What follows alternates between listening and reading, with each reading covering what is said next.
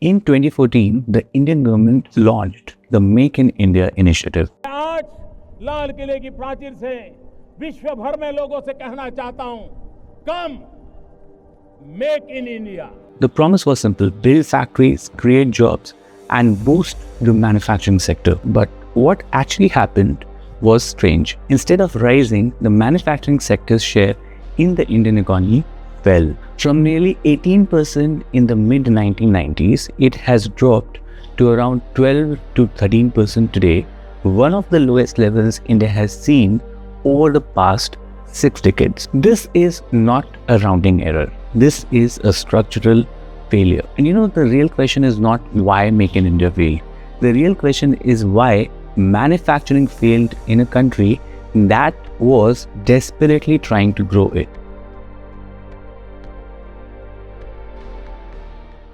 Before we get into why manufacturing failed in India, we need to quickly understand why it mattered so much at the first place. See, manufacturing is not just about making things. No. It is the world's most reliable mass employment engine. Countries like China have based on manufacturing to create mass job opportunities. Now, when we talk about India, India has a huge workforce, and more than half of that is still stuck in agriculture and informal labor. These sectors are overcrowded, have low productivity and low wages. When too many people chase the same low-value work, incomes stagnate.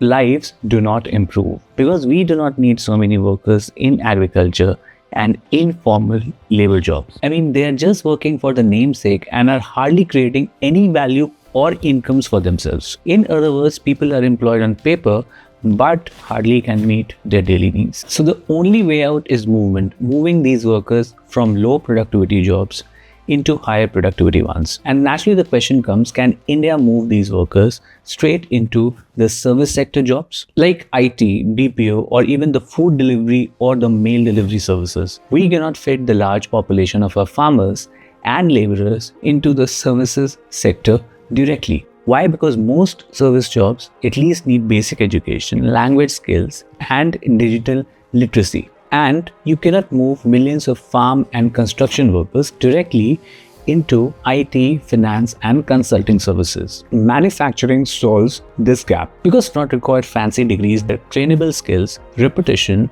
and process discipline.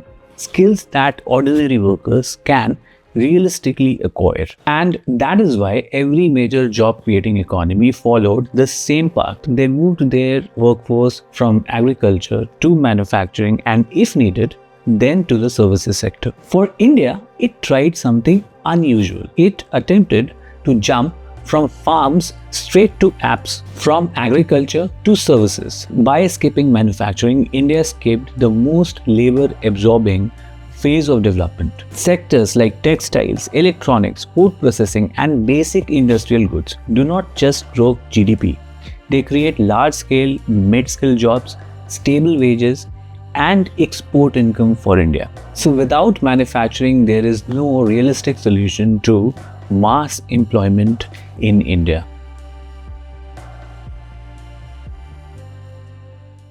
Now imagine you are an entrepreneur.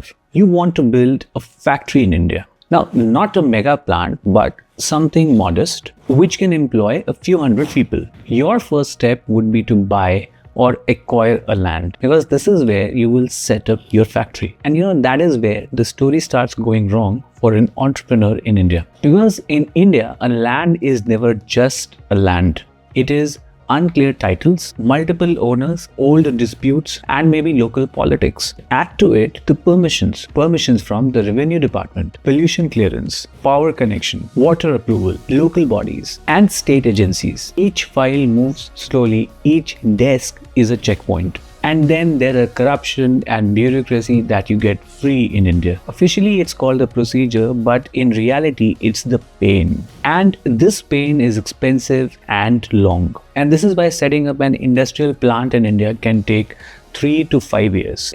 Interestingly, if you see countries like China and Vietnam, the same process can just take 12 to 18 months. The permission and the approval process to build a factory in China and Vietnam are pretty fast. And we'll say that we'll be the next manufacturing hub. Come on. Even India's own policy institutions admit this. Niti Aayog has repeatedly flagged land availability and acquisition delays as one of the core structural constraints for manufacturing sector's growth in India. But land is only the first roadblock.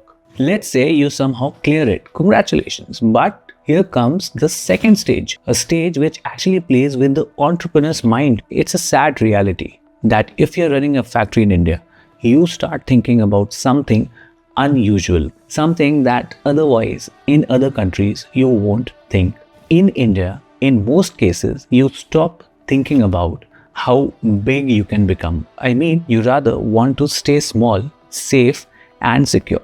You want to stay low profile because once a factory grows beyond a certain size in India, the scrutiny increases, inspections multiply, compliance explodes, and exit becomes difficult. And in that environment, many entrepreneurs quietly come to the same conclusion. And that is, to stay safe, you either stay small and invisible or you align yourself with a political power. That's not the ideology, that's how the Indian system works. But when most of the firms in India make the same choice of staying small, the outcome is predictable. And the outcome is that small firms do not invest in training, they do not automate, and they do not scale. And hence productivity stays low, wages stay flat, and this is the deadly loop. Manufacturing doesn't fail because people lack ambition in India. It fails because ambition is risky in India. I mean, factories need clean land, fast approvals,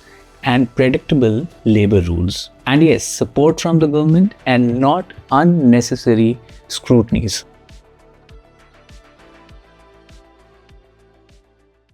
Now let's say you somehow clear the land problem. You got land. Now comes the real test. This test is whether you can produce cheaply in every single day or not. Because when you have low production costs, then only you can achieve profits. And this is where the Indian manufacturing sector runs into its second major roadblock. The challenge of producing cheaply. Power and electricity required to run these factories are the first shock. In many Indian states, the industrial electricity tariffs are among the highest in Asia. In other language, it's the tax paid to the government to acquire electricity to run these industries, which is one of the highest in Asia, including countries like China, Vietnam, and Thailand. If we compare, in India, it is around $95 per megawatt hour.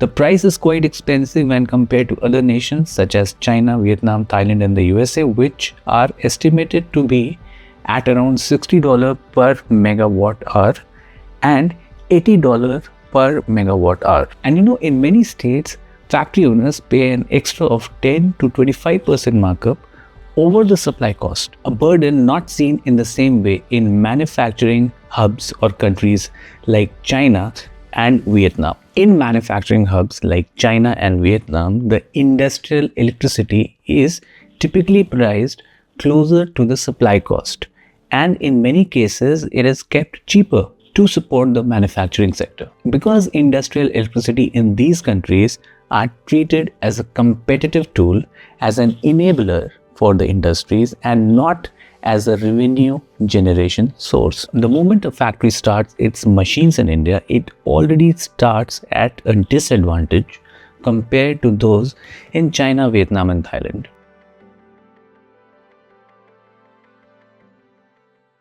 By now, you might think that India's manufacturing sector failed because of land, labor, and costs. That is right. But there is even a deeper issue that rarely gets said out loud. India weakened the very businesses that are the backbone of the Indian manufacturing sector. We are talking about MSMEs, which are micro, small, and medium enterprises. These small and medium industries account for over 35% of the Indian manufacturing sector. So when the MSMEs are choked, the manufacturing sector also dies. For decades, India's small and medium manufacturers operated in the informal economy. Informal because it was cash-based, thin margins and high cash flow. Was it perfect? No. But it worked and it employed millions. Now, this system needed reform for sure. What it did not need was a sudden shock therapy. The first shock came in November of 2016. Overnight, rupees 500 and rupees 1000 notes were cancelled. For MSMEs, that cash was their working capital. The money went into banks, but access disappeared for the MSMEs. ATMs ran dry, withdrawals were capped, and digital payments were not ready then. So small factories had money on paper but could not pay workers, suppliers, or transporters. It was like getting a salary credited but debit card blocked. Revenues slowed, some businesses survived, and many quietly shut down. And just as MSMEs were trying to recover, the second shock arrived. GST in July of 2017. Now again, the idea was sound, one nation, one tax. But again, the execution was brutal. Small businesses were suddenly expected to move from handwritten books to digital accounts, file online returns, manage input tax credits, and comply with the evolving rules. And on top of that, the GST formats changed.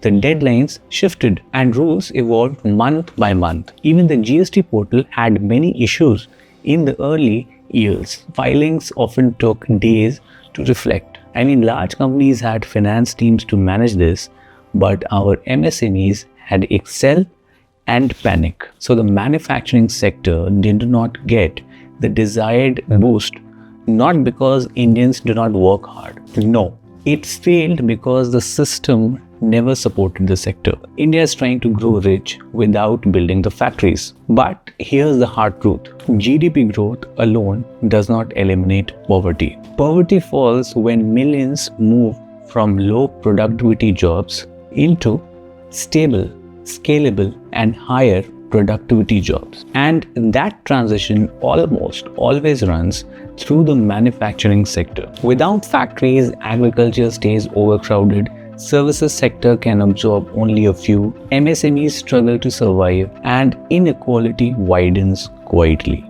Factories do not run only on ambition, they run also on system. And until India fixes the system, manufacturing will keep slipping, no matter how fast India grows. Thank you. This is Nitin. I'm a business consultant. If you like such videos on India's economic reality and how they affect your jobs, your future, your wallet, please like and subscribe.